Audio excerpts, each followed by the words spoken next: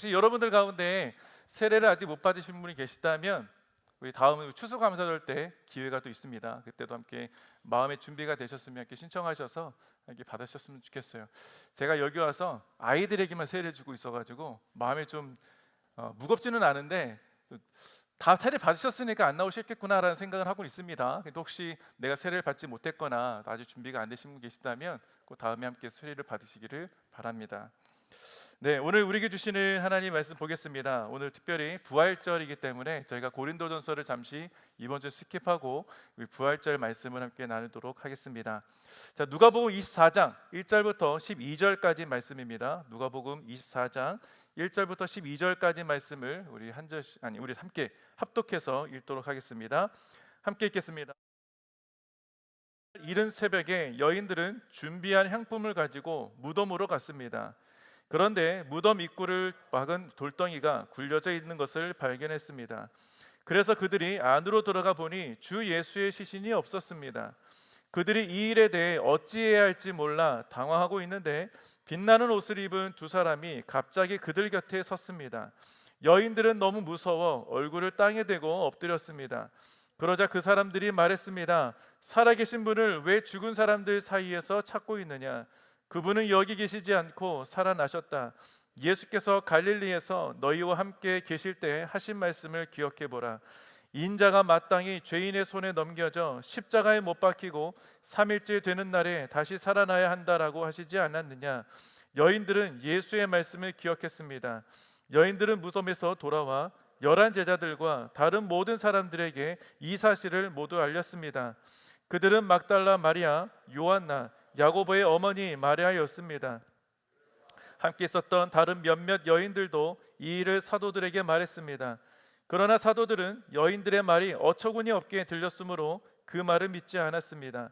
하지만 베드로는 일어나 무덤으로 달려갔습니다. 몸을 굽혀 안을 들여다보니 고운 삼배에 천만 놓여 있었습니다. 그는 이상하게 생각하며 돌아갔습니다. 아멘. 네, 우리 아까 사진도 잠깐 보셨지만 우리 이틀 동안 리더십 수련회로 우리 여러 리더들이 함께 섬기는 모든 사람들이 정말 오랜만에 혹은 처음으로 모여서 집회다운 집회를 했습니다. 아까 찬양팀이 좀 뭐가 달라진 느낌 들지 않습니까? 똑같아요. 뭔가 좀 이렇게 좀 업된 느낌이 나죠. 뭔가 좀 이렇게 그동안 찬양팀의 어떤 모습들이 나쁘다는 게 아니라 그 모습에 조금 더 업그레이드된 듯한 느낌이 좀 들고 또 섬기시는 분들이 표정이 많이 달라졌을 거라고 저는 생각을 해요. 그들이 리더십 수련을 통해서 또 우리가 함께 마음을 모았고 또 마음을 나눴고 특별히 십자가의 은혜와 또 성금요일이었기 때문에 십자가의 은혜와 또 부활의 소망을 가지고 함께 말씀을 나누면서 또 많은 어떤 그 은혜를 또 서로 경험하게 됐던 시간이 있었습니다. 특별히 서로 같이 기도해 주는 시간이 참 너무 좋았는데 그 기도하면서 느꼈던 건 뭐냐면 뭐 저만 느꼈을지도 모르겠는데 그래도 제가 그나마 그 자리에서 좀 어른이었으니까 제가 느낀 이 청년들의 기도의 이 바람을 통해서 본 것은 아직은 하나님께서 이 땅에 교회의 소망을 두셨구나라는 것을 발견했습니다. 여러분, 기도는요 하나님께만 올려드리는 것이 아니라 여러분이 내가 살아있음을, 내가 하나님의 자녀라는 것을 확인하는 시간도 기도의 시간인 것을 기억했으면 좋겠어요. 그래서 항상 기도하면서 내가 하나님의 연결된 고리가 있구나라는 것을 또 경험하시는 그 축복이 있기를 바랍니다. 우리 지난 한 주간 여러분 혹시 그 고난 주간을 보냈을 텐데요. 어떻게 보내셨습니까? 십자가를 좀 깊이 묵상해 보셨습니까? 아니면 일상적인 삶, 똑같은 삶을 보내셨습니까? 조금 전에 말씀드렸던 것처럼 지난 금요일에 리더십들과 함께 이 성금요일 굿프라이데이 월십을 함께 드렸어요. 좀 의미가 있었죠. 리더십 수련하면서 이 성금요일 예배를 드린다는 것. 또 그만큼 이 예배를 특히 부활절을 소망하고 기대하게 되는 그런 집회였던 것 같습니다. 오늘은 예수님의 부활을 그 어느 때보다도 정말 기뻐하는 날이죠. 그런데 여러분 생각해 보면 우리는 이날만 부활을 기대하고 소망하느냐라는 것을 좀 고민해 볼 필요 있지 않겠습니까? 여러분에게는 부활이 어떻게 다가오세요? 기쁨으로 다가오십니까? 정말 은혜로 다가오시고 감격이 넘치는 그런 소망의 날이 오늘 맞습니까? 저는 여러분들이 그 부활의 놀라운 기쁨과 충만함이 오늘만이 아니라 매일매일 살아가면서 경험되어지기를 바랍니다.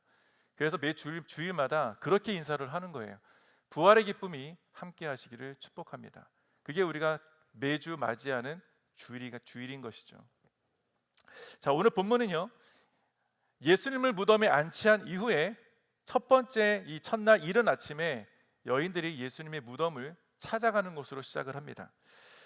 이들은 예수님이 어디에 묻혀져 있는지 어떻게 알았을까? 다른 복음서에 보면 이들이 예수님이 안치하는 그곳까지 따라갔다는 기록이 있습니다. 다른 복음서가 아니라 23장에 보면 십자가에서 매달려 돌아가신 예수님을 아리마대 요셉이라는 사람이 요청을 해서 내려서 원래 자기가 들어가야 될 무덤에 예수님을 안치하게 되죠. 그 모습을 끝까지 봤던 사람이 제자들이 아니라 여인들이었습니다. 그들은 미리 준비한 향품을 가지고 이른 아침에 예수님을 만나고자 갑니다. 그런데 이 여인들의 이름이 누구냐? 10절 말씀으로 읽었지만 그 10절 말씀에 여러 명의 이름이 등장하죠. 그들은 막달라 마리아, 야고보의 어머니 마리아와 또 요한나, 그리고 몇몇의 여인들이라고 밝힙니다. 자, 막달라 마리아는 여러분 많이 들어보셨죠? 막달라 마리아가 누구인지.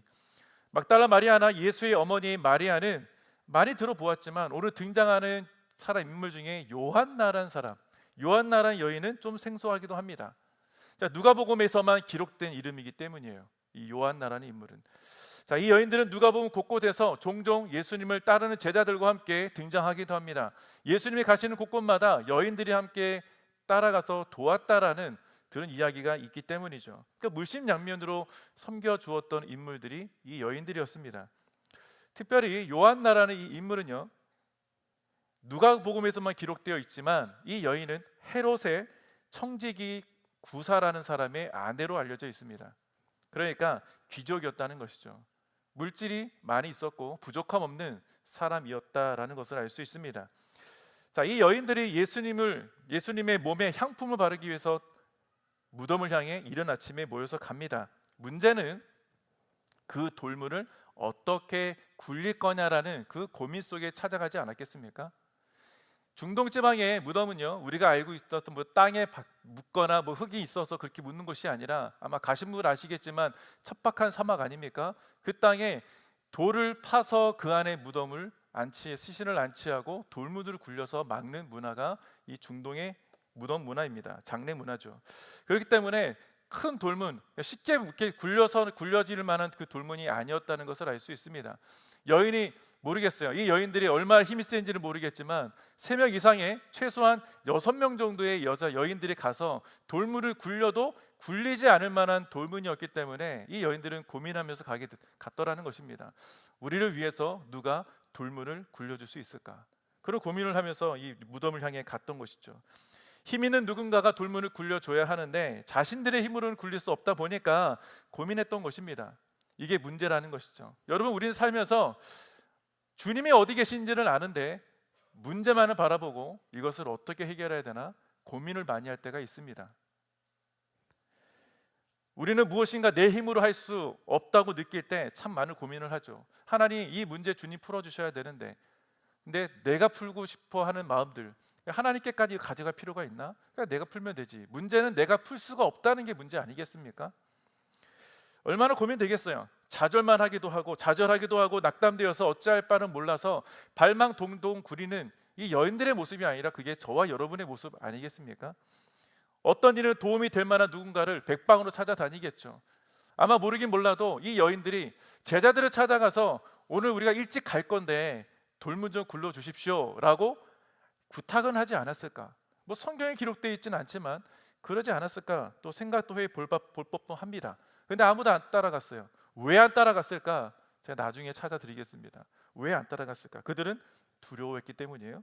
자, 그런데 이 여인들의 모습에서 우리가 주목해야 될 것들이 하나 있는데, 그것은 돌문을 굴릴 방법을 찾지 못했음에도 불구하고 이들에게 칭찬받을 만한 것이 하나 있다면 발걸음은 멈추지 않았다는 거예요. 고민으로 멈추지 않고 일단은 먼저 그 문제의 해결이 될지 안 될지 모르지만 찾아갔다는 겁니다. 그 현장에 찾아갔다는 거예요. 해결책이 없어도 여러분이 예배의 자리에 찾아온 것처럼 이 여인들이 예수님을 찾아갔다고요. 예수님께 향하는 그 발걸음 멈추지 않았다는 것, 이것이 바로 이 여인들의 순종과 헌신을 나타내는 것 아니겠습니까? 하나님은 바로 그 순종의 발걸음을 지켜보고 계신다는 것이죠. 여러분이 어떠한 마음으로 이 예배 자리에 나왔던지 간에, 혹은 여러분이 어떤 마음으로 직장을 가든 어떤 삶을 사신지 저는 알 수 없지만, 그 마음속에 믿음이 있다면 주님이 그 발걸음을 인도해 주실 것이라고 저는 믿습니다. 여인들을 주님께서 무덤 앞까지 인도하셨던 그것이 이 여인들의 결단이었고 헌신이었다는 것을 하나님이 기뻐 보셨다면 그 문제를 해결해 주시지 않겠습니까? 자, 보세요. 하나님께서 내 힘으로 풀 수 없는 장애물 앞에서도 우리가 정말 순종할 수 있고 기쁨으로 나아갈 수 있는 그 헌신이, 그 끝에 어떤 일이 벌어졌느냐? 여인들이 그곳에 당도했을 때 이미 돌문은 굴러져 있더라는 거예요. 이미 돌문은 굴러져 있더라는 것이죠. 내 힘으로 해보려고 했는데 그래도 주님이 계시는 곳이니까 그곳에 일단 가본 거죠. 그랬을 때 그 문제가 이미 해결되었더라라는 겁니다. 뭐 여러 가지 해석이 가능하겠지만 일단 먼저는 주님이 우리의 앞서 일을 행하셨구나, 주님이 우리의 모든 문제를 이미 해결해 놓으셨구나 라는 것을 알 수 있다는 것입니다. 이미 돌문이 굴려 옮겨져 있었고 그 안에 예수님의 시체조차도 보이지 않았다고 오늘 본문은 말씀하고 있지 않습니까? 자, 처음에는요, 이 여인들도 예수님의 시신이 도둑 맞은 것으로 오해했습니다. 그러니까 막 뱃방으로 찾아다녔겠죠. 물론 그 자리가, 저는 중동 지방은 가본 적은 없습니다. 가본 게는 아부다비는 갔다 왔지만 제가 장례 쪽에 가보지는 않았어요. 근데 사진을 보거나 장례를 좀 이렇게 영상으로 지켜보면 그 주변에 뭐가 없습니다. 사람이 있을 법한 사람 뭐 이렇게 인적도 없어요. 그런데 돌문이 굴려져 있고 시신이 없을 때 이 여인들이 도둑 맞았나 어디 갔나 백방을 찾아다녀도 가르쳐 줄 사람이 없었을 거라는 것이죠. 주변에 아무도 없었을 거라는 겁니다. 그런데 그렇게 오해하고 당황하고 있던 그때에 첫 번째 문제는 해결됐지만 예수님의 시신을 발견할 수 없는 그들의 마음속에 급한 마음이 있었고 분주한 마음이 있는데, 그 주변에 밝은 옷을 입은 두 사람이 나타나게 됩니다. 그리고 그 사람을 통해서 놀라운 말을 전해주죠. 자, 5절부터 8절 말씀 보겠습니다. 여인들은 너무 무서워 얼굴을 땅에 대고 엎드렸습니다. 그러자 그 사람들이 말했습니다. 살아계신 분을 왜 죽은 사람들 사이에서 찾고 있느냐? 그분은 여기 계시지 않고 살아나셨다. 예수께서 갈릴리에서 너희와 함께 계실 때 하신 말씀을 기억해보라. 인자가 마땅히 죄인의 손에 넘겨져 십자가에 못 박히고 3일째 되는 날에 다시 살아나야 한다라고 하시지 않았느냐? 여인들은 예수의 말씀을 기억했습니다. 자, 이 빛나는 옷을 입은 두 사람은 천사라고 말합니다. 이 천사들이 전한 말을 여인들이 듣고 나서 다시 살아나실 것이라는 예언하셨던 예수님의 말씀을 그제서야 떠올리게 되는 것이죠. 천사가 나타나서 왜 여기서 찾느냐? 너희에게 말씀하신 것을 기억해보라 라고 이야기하신 것이죠. 이 천사들이 전한 말을 통해서 그렇구나, 예수님의 말씀이 떠올랐다는 것이죠. 내가 다시 살아날 것이다 라고 이미 예언하셨던 그 말씀 말입니다. 자, 조금 전까지만 해도 이들은요 슬픔에 가득 찼습니다. 어떻게 하면 돌문을 굴려내고 또 예수님, 살아가는 그 예수님의 시신을 또 향품을 처리하고 몰약을 바르고 그런 것들 처리하는 그 시간을 통해서 또 슬픔을 어떻게든 애도하는 그 마음들, 위로받기 위한 그 마음들이 있었던 여인들이었습니다. 그런데 이날 아침에 천사가 들려준 이 소식이 이들에게는 너무나 어처구니 없는 소식이 아니라 기쁜 소식으로 이들은 믿게 되었다는 거예요. 왜 믿게 되었는가? 누가 봐도 말도 안 되는 일이지만 이 사람들이 믿었던 이유는 천사가 전해준 말 때문이 아니라 예수님이 예언하셨던 말씀 때문이라는 거예요. 그 말씀 때문이라는 것이죠. 그 말씀이 이루어졌다는 것을 이들이 알게 됐다는 거예요. 의심하지도 않고. 자, 여기서 중요한 것 한 가지를 짚어보면, 여인들이 부활을 믿게 된 것은 천사를 눈으로 보았기 때문이 아니라고 말씀을 드렸습니다. 천사가 기억해보라고 했을 때, 자, 여러분, 우리도 살다 보면 말씀을 참 기억하고 싶죠. 이럴 때 필요한 말씀이 뭘까? 이럴 때 내가 정말 말씀 쉽게 빨리 찾아가지고 막 위로받고 싶고 혹은 믿음을 더 강하게 하고 싶은데 쉽게 찾아질 때가 많지가 않습니다. 그런데 천사가 기억해보라는 이 말씀, 물론 우리가 일상생활하면서 우리 앞에 천사가 갑자기 나타나겠습니까? 그러지는 않겠죠. 그렇지만 우리에게 주신 말씀, 이 성경 말씀이 우리가 매일매일 여러분 큐티 하실 때 나타나는 그 말씀들이 음성으로 들릴 때가 많이 있을 겁니다. 그런 것처럼 이 여인들에게는 이 천사가 들려준 그 소식이 큐티 말씀처럼 기억나게 하시는 말씀이었지 않았겠습니까? 말씀이 믿음의 근거라는 것이죠. 왜 말씀을 떠올릴 수밖에 없었는가? 믿음이 있기 때문입니다. 믿음이. 이것이 오늘 본문이 우리에게 주시는 중요한 교훈이죠. 우리의 믿음도 어떤 신비한 체험 때문에 믿어지는 것이 아니라 예수님의 말씀 위에 서 있을 때 그것이 견고한 믿음이 될 수 있다는 겁니다. 왜 믿음이 흔들립니까? 왜 믿음이 의심이 됩니까? 말씀에 근거하지 않기 때문이라는 거예요. 우리가 정말 말씀을 믿는다면 그 말씀에 근거해서 내 삶을 주장하시고 변화시켜 주시는 그 하나님의 능력과 은혜가 그냥 어떤 신비로운 체험과 어떤 기적을 통해서만이 주님을 만나는 것이 아니라 말씀이 근거될 때 결코 흔들림이 없는 믿음으로 나아가게 될 것입니다. 부활의 기쁜 소식은요, 정말로 벅찬 기쁨으로 충만하게 되는 놀라운 능력이 있습니다. 부활은 복음을 믿는 자들에게는 기쁜 소식일 수밖에 없지요. 근데 여러분 표정 보니까 별로 기쁘지 않은 것 같은데 속은 굉장히 기쁘시라고 저는 믿습니다. 그러나 악한 이들에게는 이 부활의 소식이 어떤 소식으로 들려지겠습니까? 망하는 소식이죠. 멸망의 소식입니다. 이 복음으로 인해서 우리들의 마음에, 여러분의 마음속에 정말 벅찬 감동과 기쁨이 넘치게 되기를 축복합니다. 그래서 여러분, 우리가 부활의 기쁜 은혜가 있다면 이 자리에서 예배 드리고 저 문을 나갔을 때 밖에 나가서 놀이터에서 광장에서 외쳐야 되는 거예요. 우리 주님 부활하셨습니다. 만약 여러분에게 가슴이 뛸 만큼 벅찬 감동과 기쁨이 그 소식을 여러분 듣게 된다면, 만약에 여러분들 가운데 그동안 오랜 시간 동안 프로젝트를 했고 오랜 시간 기다렸던 어떤 내가 정말 듣고자 하는 소식을 갑자기 오늘 예배 드리는 가운데 문자로 띵 왔어요. 그럼 어떻겠습니까? 소리 지르지 않겠어요? 난리가 날 겁니다. 자꾸 제 딸 얘기한다고 누가 뭐라고 해서 말은 안 하겠지만 이번 주에 제 딸 대학에 하나 또 발표가 났어요. 정말 가고 싶은 대학이. 난리가 났습니다. 저한테 와가지고 문자로 카톡으로 막 끼야 소리는 거예요. 그러니까 직접 제 앞에서 소리 지고 싶지만 학교니까 못하는 거죠. 이메일 받고 얘가 너무 놀라가지고 기적이라고. 여러분, 내가 기다리고 있는 그 기쁜 소식이 들려졌을 때 우리는 정말 벅찬 감동을, 벅찬 기쁨을 표현하게 됩니다. 그 누구한테 자랑하게 되는 것이죠. 우리 주님 부활하셨어요. 그 부활의 벅찬 기쁨이 여러분 가슴이 충만하다면 우리는 어떻게 해야 되겠습니까? 여기 머물 수가 없는 거예요. 빨리 나가서 내 친구들에게, 동료들에게 알려야지. 그러지 않겠습니까? 오늘도 지금 빌레리카 일부 예배 끝나고 나니까 간식 먹는데 자기 직장 동료를 데려오셨더라고요. 오늘 부활절이라고. 기쁨의 소식을 전해주고 싶어서. 뭐 교회 문화를 경험시켜주고 싶어서 데려왔겠습니까? 아니죠. 예수님의 부활은 실제라는 것을 알려주기 위해서 데려온 건 아니겠습니까? 전하는 것입니다. 그게 복음이에요. 복음. 세상에서의 기쁜 소식도 저와 여러분의 가슴을 벅차게 하고 이렇게 막 신이 나고 가슴 뛰게 하는데, 이 복음의 기쁜 소식이 우리에게 들려진다면, 이 부활의 소식이 여러분 가운데 전해졌다면 얼마나 기뻐 뛰겠습니까? 아까 찬양팀 첫 번째, 두 번째 곡 할 때 막 힘차게 뛰었던 그 뜀이 이들에게만 뛰는 그 벅찬 감동이 아니라 여러분에게도 그 벅찬 감동과 기쁨과 감사가 넘치게 되기를 축복합니다. 예수님은 모든 사람들이 알도록 공개적으로 십자가에서 못 박혀 죽으셨죠. 하지만 이제 주님은 살아나셨습니다. 공개적으로 죽임을 당하셨지만 이제는 모든 사람들이 알도록 그 부활의 소식이 전해져야 되지 않겠습니까? 그것이 여러분, 우리가 해야 될 일인 것이죠.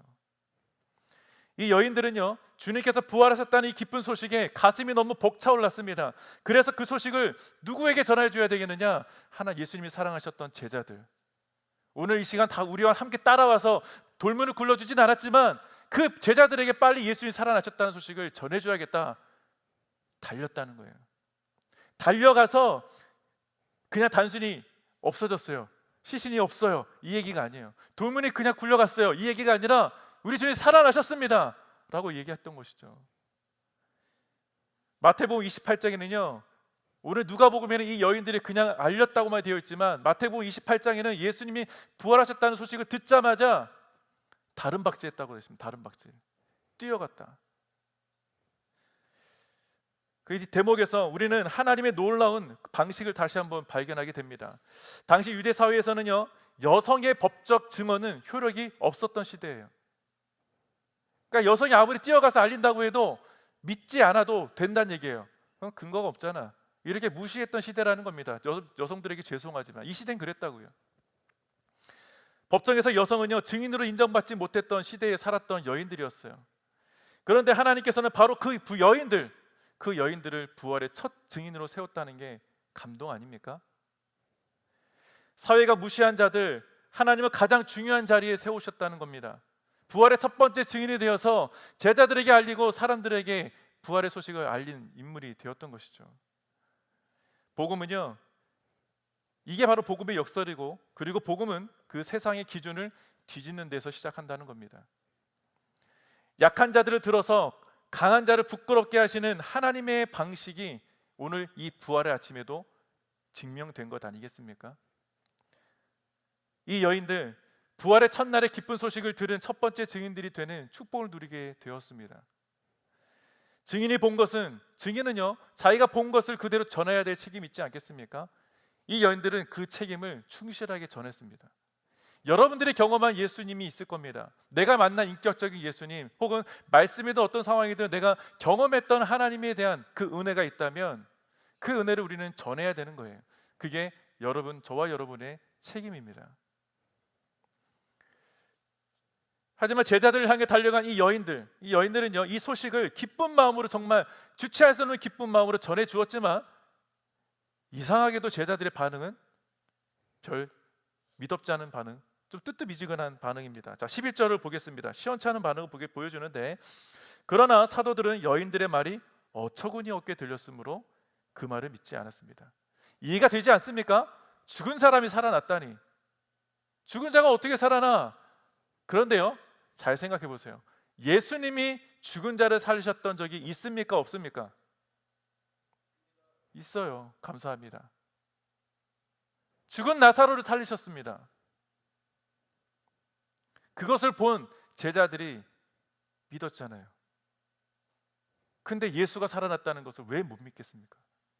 근데 어처구니 없게 들렸다. 그 순간에 믿음이 굉장히 약해졌다는 것을 알 수 있죠. 무엇인가가 이 사람들을 이렇게 웅크리게 했을까? 왜 이렇게 이 사람들이 믿음이 순간 없어졌을까? 저와 여러분 그럴 때 있지 않습니까? 어둠의 광야를 통과하는 그 시절, 지금 이 시간에도 여러분이 그 어둠 속에 있는 분도 계실지 모르겠어요. 그 광야를 통과하는 분 분명히 있죠. 제가 지난 금요일에 우리 리더십 40여 명 한 분 한 분 제가 다 안수기도 해드렸습니다.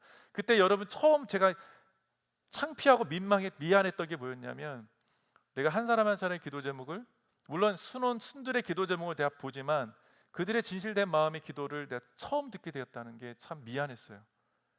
어떤 이는 그 기다림이 너무 갈급한 이가 있고, 정말 광야를 통과하는 자가 있고, 뭐 기쁜 사람도 있겠지만 대부분의 청년들이 여러분의 나이대에 경험하게 되는 그 고민들, 내가 좀 더 가까이 다가가서 기도해 주지 못했구나 라는 것이 좀 죄송한 마음이 많이 들었습니다.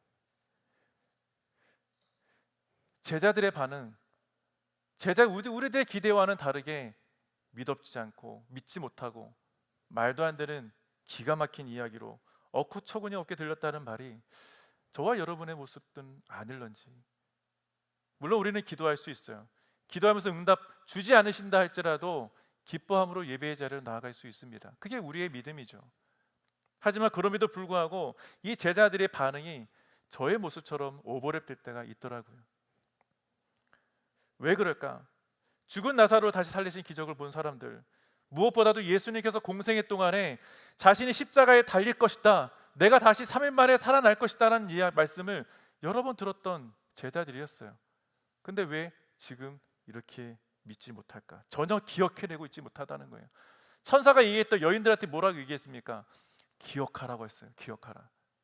근데 제자들은 그 기억을 못했다는 거예요. 여인들이 천사가 들었던 이야기 중에 기억해 보십시오라고 말하지 않았겠어요?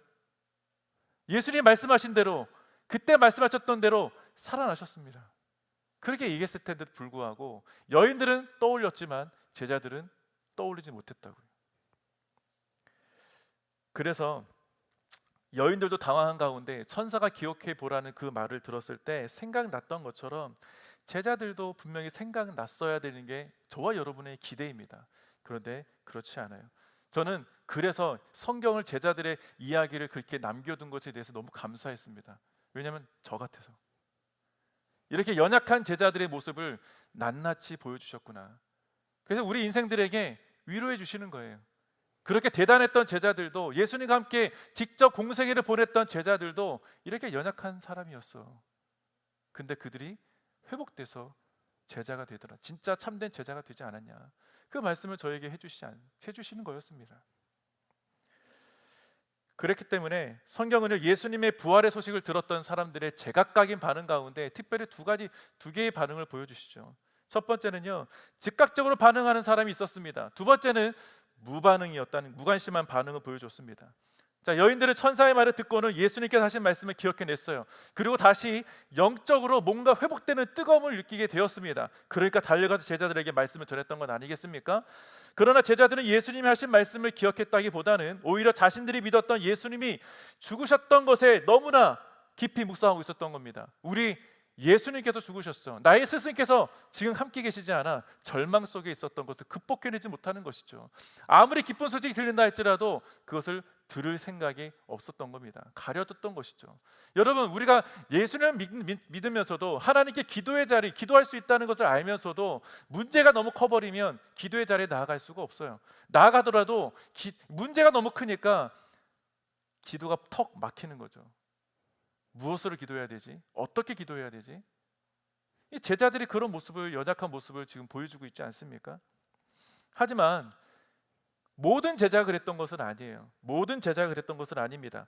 요한복음에 따르면 베드로와 요한이 이 소식을 듣자마자 즉각적으로 뛰어갔다고 되어 있습니다. 근데 그 뛰어감이 예수님이 살아나셨구나 기쁜 마음으로 뛰어갔다기보다는 확인하려고 하는 것이죠. 없어졌다고? 그런데 베드로의 입장에서는 조금 다르게 다가왔을 것 같아요. 베드로는요, 예수님을 3번 부인한 적이 있지 않습니까? 예수님이 잡혀가셨던 그 현장까지 갔던 유일한 제자 베드로였습니다. 그 현장에서 예수님이 너는 나를 3번 부인할 거야 라는 것이 이루어졌잖아요. 그 마음에 혹시 진짜 예수님이 살아나셨다면 가서 여쭤봐야겠다. 그 미안한 마음에 찾아가지 않았겠습니까? 뭐 그럴 수도 있다는 것이죠. 실패했던 그 기억이 너무나 생생했던, 아주 며칠 안 됐던 그 이 시절에 생생하게 남아 있었기 때문에 그 소식을 듣자마자 행여나 정말 살아나셨을까? 이건 믿었다기보다는 의심 속에 찾아갔다고 밖에 볼 수 없는 것이죠. 단순한 호기심은 아니었습니다. 지난날 자신이 예수님의 제자였던 것을 부인했던 그 3번의 부인 때문이었던 것이고, 예수께서 다시 살아나셨다면, 혹시 몰라 살아나셨다면 그 주님을 다시 만나야겠다라는 그 미안함을 전해야겠다는 간절함이 있었다는 것입니다. 자, 요한복음 20장 2절부터 6절까지 말씀을 볼게요. 마리아는 시몬 베드로와 다른 제자 곧 예수께서 사랑하시던 제자가 요한입니다. 달려가서 말했습니다. 사람들이 주의 시신을 무덤 밖으로 가져다가 어디에 두었는지 모르겠습니다. 그리하여 베드로와 다른 제자가 무덤으로 향했습니다. 두 사람이 함께 달려갔는데 베드로보다 다른 제자가 앞서 달려가 먼저 무덤에 이르렀습니다. 그 다른 제자가 몸을 굽혀 안을 살펴보았는데 고운 삼배만 놓여 있는 것을 보았으나 무덤 안으로 들어가지는 않았습니다. 그때 뒤따라온 시몬 베드로가 도착해 무덤 안으로 들어갔습니다. 자, 베드로보다 더 빨리 달려간 제자가 있었다는 것이죠. 다른 제자 곧 요한은 현장에 먼저 도착했습니다. 그리고 돌문이 굴려진 현장을 보았지만 그는 그 무덤 안까지 들여다볼 자신은 없었던 것 같아요. 그러나 누가복음에도 기록된 이 베드로의 행동은 무덤 안으로 들어가서 진짜 없는지를 확인하게 됩니다. 자, 여기서 우리들이 생각해야 될 또 한 가지 포인트는요, 베드로와 요한이 빈 무덤까지 오는 목적이 어떠했든지 간에 예수님의 부활을 믿었다기보다 정말 무덤이 비었는지 확인하는 것이었다고 말씀을 드렸습니다. 왜냐하면 여인들이 전했던 말들을 제자들이 믿지 않았다고 했기 때문이에요.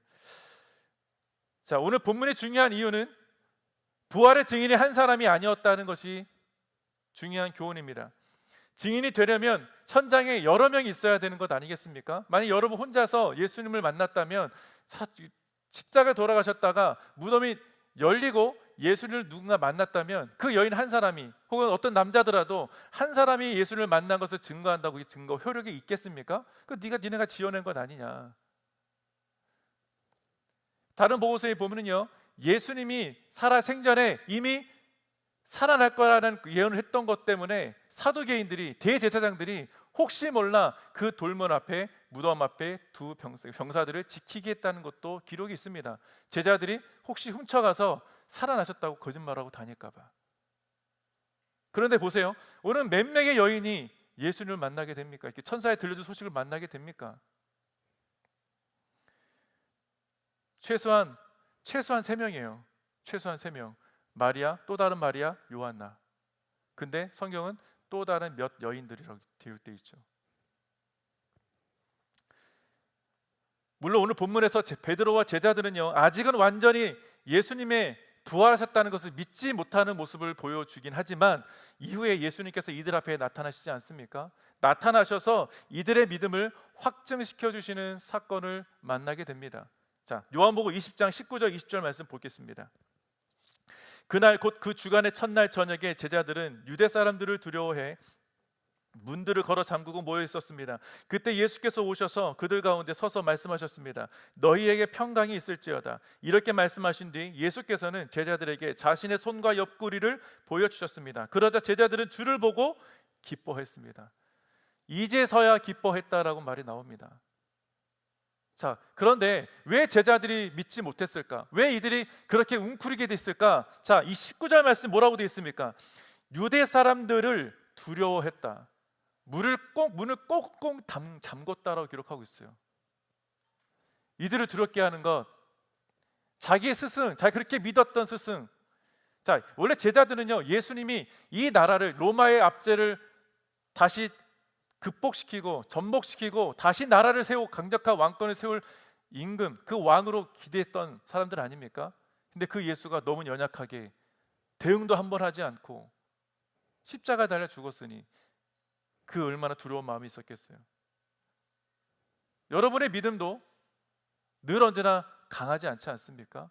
목회자인 저도 때로는 하나님 어디 계십니까? 라고 기도할 때가 있어요. 숨어 계신 하나님처럼 보일 때가 있더라는 것이죠. 제자들은 지금 가장 연약해진 시절 아닙니까? 예수님이 지금 함께 계시지 않아. 늘 언제나 예수님이 너희들 먼저 강 건너 있어라, 디베라 바닷가나 그 갈릴리 바닷가에서 먼저 가 있어라 했을 때, 풍랑이 이렇게 임하는 그 배 속에서도 두려운 가운데 있을 때 늘 찾아오셨던 분이 예수님이셨어요. 처음에는 유령인가, 가까이 오니 나니 두려워 말라. 그 예수님 이렇게 평안하라 말씀하시지 않습니까? 그런데 오늘 똑같은 말씀을 해주시는 거예요. 여지없이. 멀리 계신 안 보이시는 하나님이신 줄 알았는데, 이제는 죽어서 우리와 함께하지 못하시는 분인 줄 알았는데, 오늘 어떤 일이 일어납니까? 예수께서 오셔서 그들 가운데 서서 말씀하셨다. 다 잠궜어요. 사람이 들어올 수 없는 곳에 문을 잠궜는데 예수님이 물 위로 걸어오셨던 것처럼 그렇게 들어오셔서 뭐라고 말씀하시죠? 너희에게 평강이 있을지어다. 나니 두려워 말라. 부활의 주님께서 여인들에게 전해준 이 소식에도 불구하고 처음에 믿지 못했지만 두려움 속에 움츠려 있었고, 우리 이제 어떻게 해야 되나 막막했던 이들에게 예수님 말씀해 주십니다. 너희에게 평강이 있을지어다. 여러분 움츠리고 있는 여러분의 삶에서 주님 말씀해 주시는 거예요. 너희에게 평강이 있을지어다. 하지만 우리 주님은 믿음이 가장 연약해질 때 찾아오시는 분이심을 우리가 믿지 못한다면, 우리는 여전히 문을 잠그고 있는 제자들의 모습을 발견하게 될 겁니다. 사랑하는 성도 여러분, 우리 주님 부활하셨습니다. 주님이 여러분 찾아오셔서 말씀하세요. 나니 두려워 말라. 너희에게 평강이 있을지어다. 그 평강이 함께 하시기를 축복합니다. 이들의 두려움이 순식간에 기쁨으로 변합니다. 여러분의 눈빛이 기쁨으로 변하게 될 줄로 믿습니다. 여러분 두려워하지 마세요. 뭐 그래봐야 세상이잖아요. 그래봐야. 여러분 못할 게 뭐가 있겠습니까? 물론 세상은 나를 실패자로 얘기할 수도 몰라요. 무너뜨리려고 할지 모릅니다. 때로는 무너지겠죠. 넘어지겠죠. 또 우리를 이렇게 부참하게 무시하는구나, 또 차별하는구나, 그럴 수 있을 겁니다. 어떻습니까? 우리 주님 부활하셨는데 우리에게 찾아오셔서 성서가 나 여기 있어, 평안하라, 그게 말씀하시는 주님의 음성에 귀를 기울여서 다시 한번 오늘도 일어나고 또 그 부활의 주님 손 붙들고 또 오늘도 살아내는 그런 인생 우리에게 허락해 주지 않았습니까?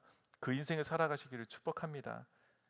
저와 여러분은 부활의 첫 소식을 들은 그 여인들처럼, 혹은 어떤 일은 두려움 속에 갇혀있던 그 제자들의 모습일지는 모르겠지만, 그래도 주님은 찾아오셔서 너 왜 날 안 믿었어? 라고 하는 게 아니라 평안하라고 말씀하시는, 세워주시는 주님, 그 예수님과 함께 이번 한 주간 동행하시는, 그래서 부활의 소망과 그 기쁨이 충만하게 되는 저와 여러분 되시기를 주님의 이름으로 축원드립니다.